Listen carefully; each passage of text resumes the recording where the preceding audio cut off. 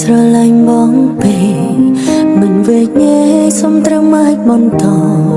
តែយូរទៅអូនដូចនោះកំណត់បងត្រូវការពេលណាក៏បានអូនក៏ចេញហន់នឹងវាបាយអូនឈប់ប្រកាយតែខាត់អូនឲ្យនៅ